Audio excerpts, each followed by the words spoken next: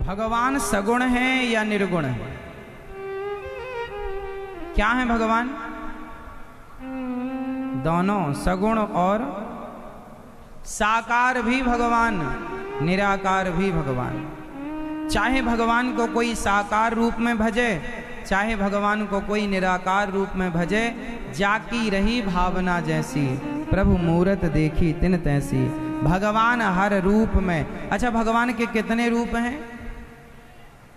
कितने? अनेक रूप रूपाय विष्णवे प्रभु विष्णवे। भगवान के अनेक रूप हैं। नाम कितने हैं? अनेक नाम, अनेक रूप, अनेक नाम से भगवान को जाना और पहचाना जाता है। भगवान के अवतार कितने हुए अभी तक? कितने अवतार? 30। अभी तक कितने अवतार हुए? 23, 23, 24वां होना है। टोटल 24 अवतार। भगवान के कितने अवतार? 24। कौन कौन से अवतार हैं? नारायण नारद हरि, कपिल देव श्री राम, हंस हयग्रीव मोहिनी, दत्तात्रेय सुखधाम, नरसिंह वामन व्यास जी, ऋषभ देव कौमार, यज्ञ पुरुष धनवंतरी, बुद्ध कल्कि अवतार, पृथुराजा वारह पुनि, कृष्ण चंद्र भगवान, परशुराम मत्स्य, मछली मत्स्य, कमठ, कमठ जानते हैं? कछुआ। परशुराम मत्स्य कमठ, हो गए 24। भगवान के 24 अवतार हैं। ये 24 अवतार हर उद्देश्य के लिए कोई ना कोई हेतु इन अवतारों का रहा है। चलो बताओ, नारद जी का अवतार क्यों हुआ? भक्ति का प्रचार करने के लिए। भगवान का एक अवतार नारद जी हैं, नारायण नारद। हरि, हरि का अवतार क्यों हुआ? हाथी का पांव मगर ने पकड़ा था, उस मगर को मारने के लिए भगवान ने हाथी की रक्षा के लिए हरि का अवतार लिया। नारायण नारद हरि। कपिल देव, माता देवहूति को सांख्य शास्त्र का उपदेश करने के लिए कपिल देव, कपिल देव भगवान। नारायण नारद हरि कपिल देव श्री राम। श्री राम को आप जानते हैं, भगवान राम धर्म की मर्यादा की स्थापना करने के लिए आए। तो भगवान के उद्देश्य हैं, कोई ना कोई हेतु है, इसलिए अवतार हुआ। भगवान के हर अवतार के पीछे कोई ना कोई हेतु है, उद्देश्य है।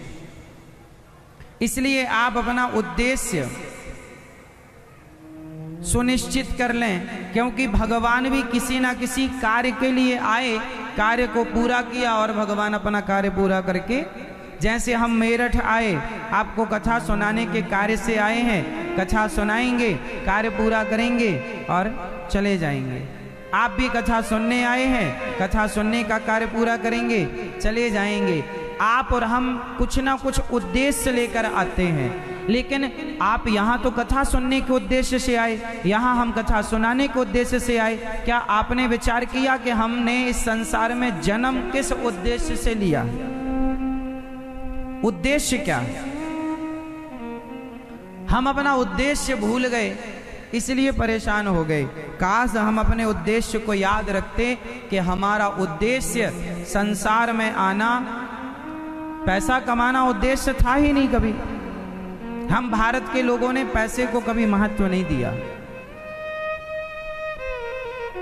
बताओ किसको महत्व दिया?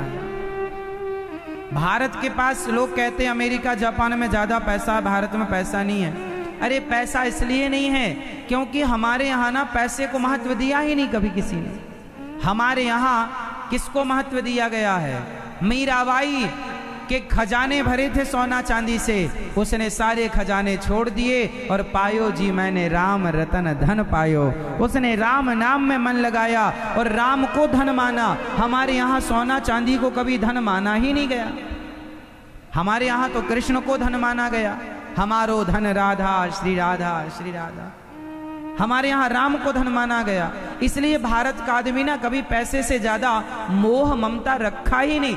आज का आदमी रखता है, ठीक बात भी है, उतना रखो जितना जरूरत है, वरना ज्यादा मोह ना रखना, क्योंकि तुम्हारे मरने के बाद भी पैसे तुम पर बरसाए जाएंगे, पर तुम्हारी हिम्मत ना होगी उठाने की।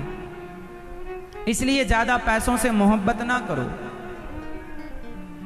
इसलिए हमारे यहाँ भारत देश ही एक ऐसा देश है और हिंदू परंपरा ही एक ऐसी परंपरा जहां मुर्दे के ऊपर पैसे बरसाने की परंपरा है।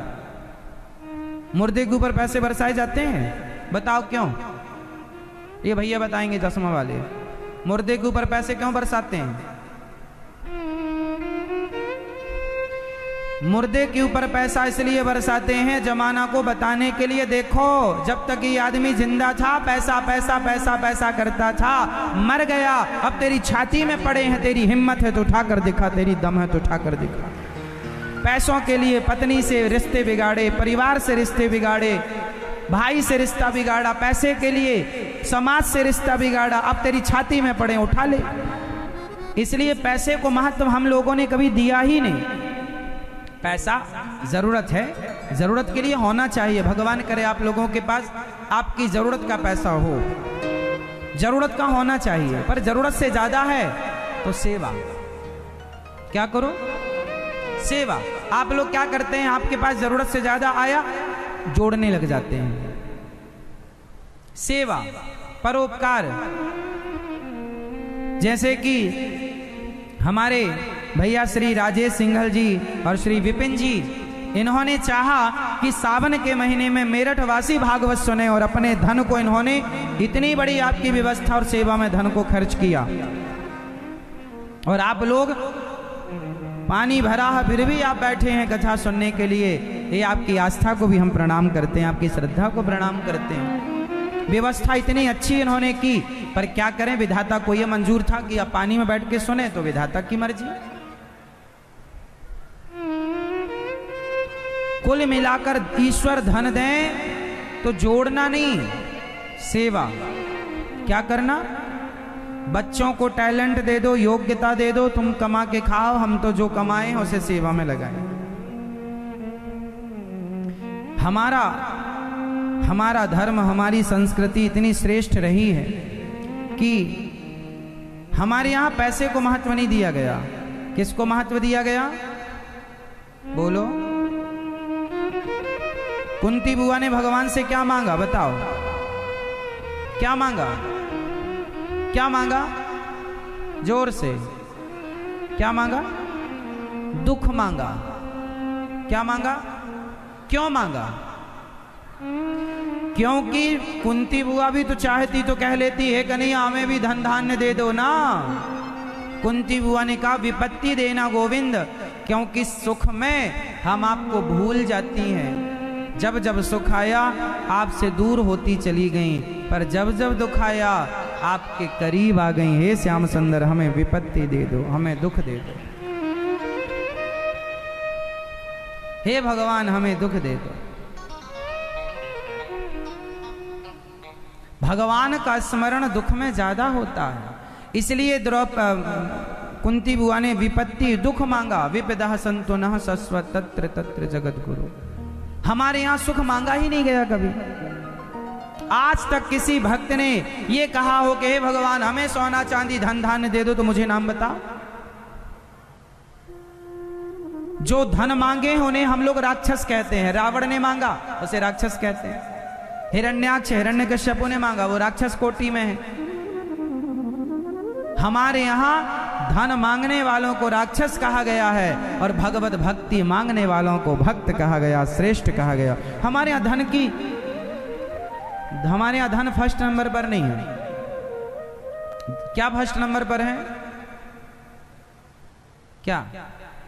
धर्म, भगवत प्रेम। प्रेम मांगो भगवान से। व्यास जी महाराज ने 17 पुराण लिखे, अंत में श्रीमद् भागवत जी लिखी और नारद जी ने कहा कि भागवत जी लिखो। व्यास जी 17 पुराण लिख के अशांत थे, तब नारद जी ने कहा भागवत लिखेंगे तब शांति मिलेगी। शांति पाना हो तो भागवत सुनना पड़ेगा, बिना भागवत सुने शांति नहीं मिलेगी। शांति जरूरी है जीवन में। धन जरूरी नहीं है, धन वाले बहुत धन होने पर भी कुछ लोग अशांत रहते हैं।